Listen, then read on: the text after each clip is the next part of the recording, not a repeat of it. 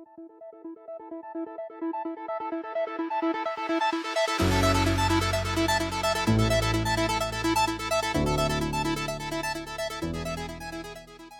mini enthusiasts, how you doing? Welcome back. It's part 22 of the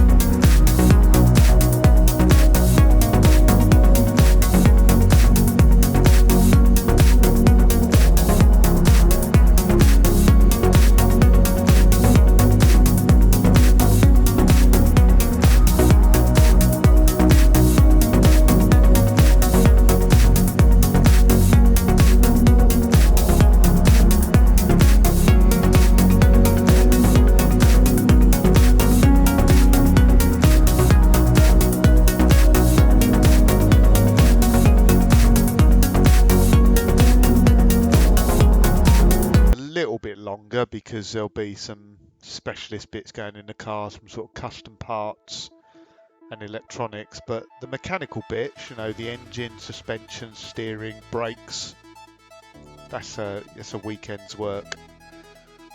So we're not far off painting the car now, and painting the body will be in the next episode.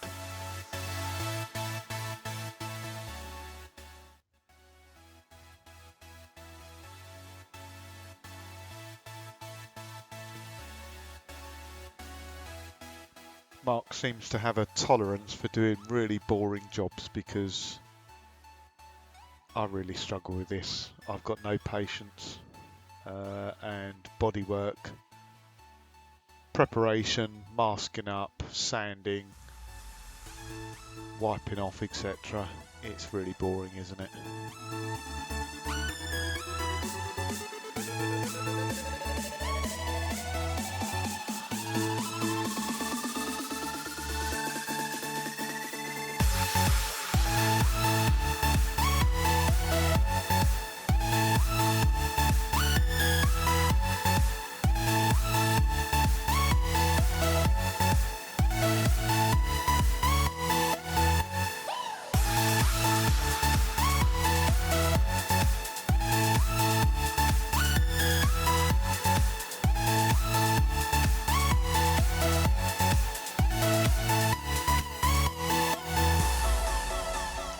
I did comment actually, the really difficult bit for Mark, I think, on Project KITT is going to be, it's being sprayed in black, so it'll be gloss black with metal flake in the lacquer, quite a lot of metal flake, and that's going to look pretty amazing, I think, but gloss black is really going to show up every single little imperfection in the panels, so any little dents, anything like that, it's really going to show and stick out like a sore thumb.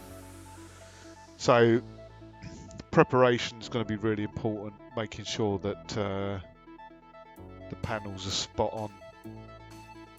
The other issue obviously is that it's going to be painted in the workshop here, not a proper spray booth, and again gloss black shows up everything, so any dust, anything in the air that's going to stick on the paint, again, you know, just sticks out like a sore thumb. I think if you're going to paint a car and you want to hide some stuff, a dull matte finish works really well, which can be difficult because obviously primer, when you primer it, you put primer on and the car looks absolutely spot on, but then when you put a gloss finish on the top, it generally looks pretty awful.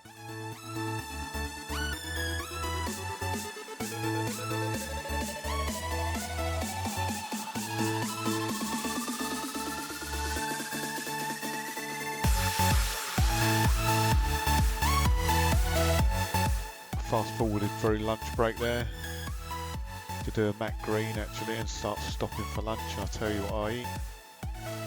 It was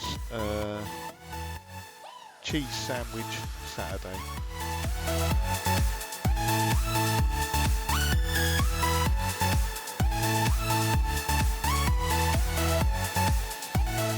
You see me just working away on the right hand side there, sandblasting that radius arm.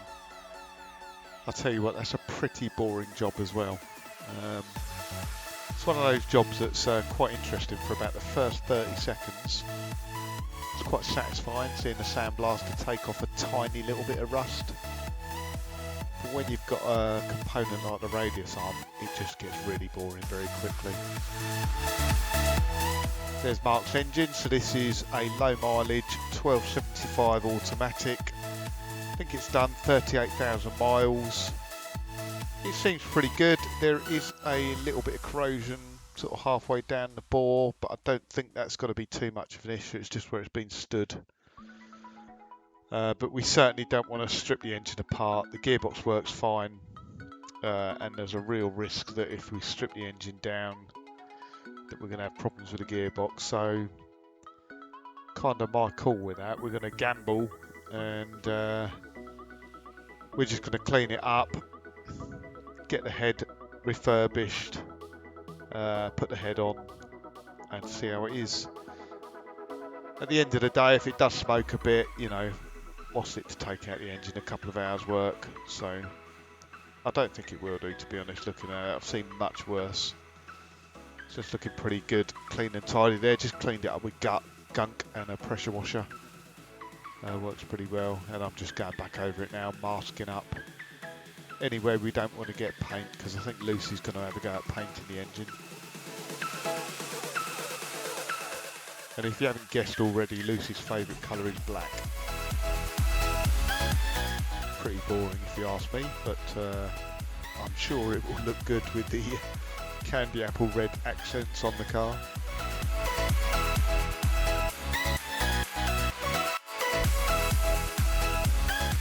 It's me, overalls off, part-timer. One day I'll work a full day, but it isn't going to be today. So I joke, I did do quite a few hours on it, but obviously I'm off and the work carries on with Mark.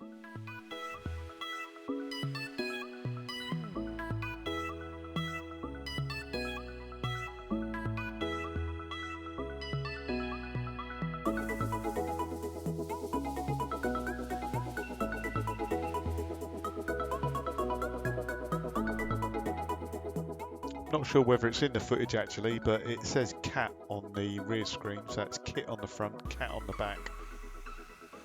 Reference to Kit Kat chocolate bars, I think.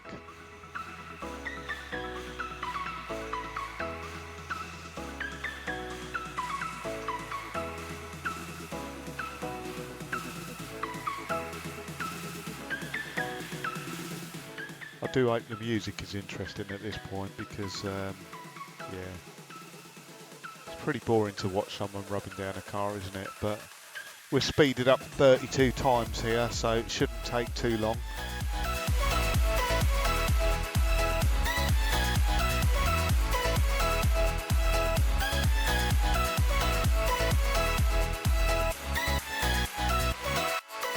I think at the moment, actually, I'm caught up with all the footage, so I don't have any extra footage to upload at the moment. Mark has painted the car now, so I'm assuming he's got the footage from that, but it will be like when we painted the underside of the car. It doesn't look great visually because the paint's black. Does a very good job of making the air black as well, so you can't see it very well.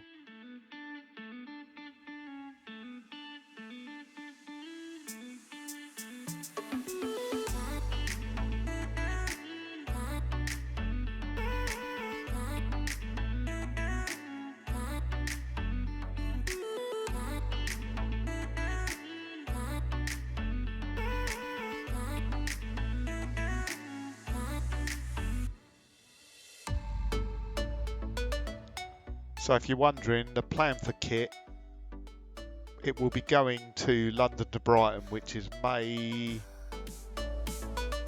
I'm not sure now, 20th, 21st, something like that. So it will be at London to Brighton regardless. We will have it done by then. I think we'll have it done long before then, but who knows, we might have some trouble.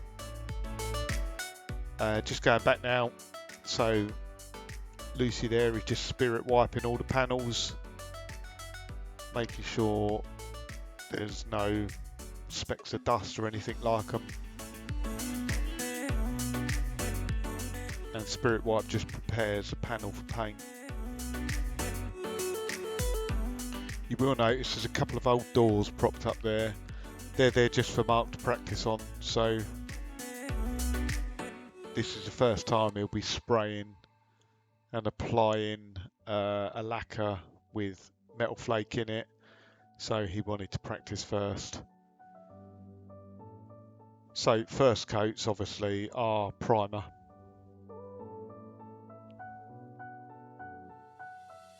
Speaking to Mark afterwards, you see he's got a hoodie on at the moment. When it comes to putting the base coat on, he did revert to kind of lint-free overalls because even just the fibres off the hoodie were getting in the spray paint and kind of making a mess of the finish.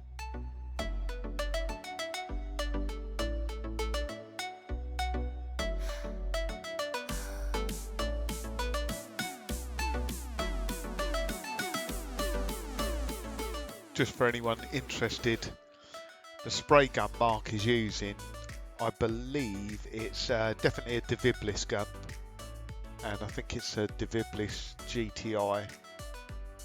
I don't know much about these things, but I know I've worked in garages where they've had body shops before.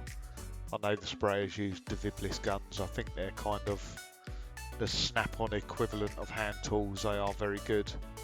I think a GTI is a very popular gun as well. I think it's worth investing in that if you're going to spray a whole car. They are knocking on about £300, I think, if not more. But if you're doing a whole car, it's probably worth investing in, and if you're doing more than one car, absolutely, definitely. Morning. So spraying all done with primer. Apologies there, I had to intervene. Unfortunately, like with all videos, there's background music on when Mark's talking through it, so the YouTube copyright police really don't like that. So I'll try and talk for Mark. So as you can see, the primer's on. He's been out with a Sharpie and he's just marked some areas where it needs some fine filler. So like I say, primer's not great for highlighting high spots and low spots and imperfections, but at least when you've got it all the same colour, you can look over it, you can see areas that maybe need a little bit of fine filling or rework. I'm certainly no expert on bodywork. As I say, I've worked in places that have body shops before. I know they spray over like a guide coat over generally the primer, just to show, so when they flat it back, they can sort of pick out the high and low spots.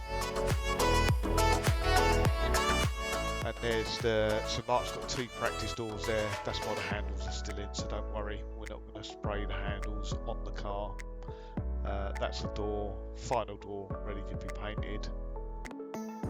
The practice doors are just to make sure it's a new gun for Mark, it's a new type of paint, and a new finish with a lacquer. So yeah, so he's got something to practice on before doing the actual car.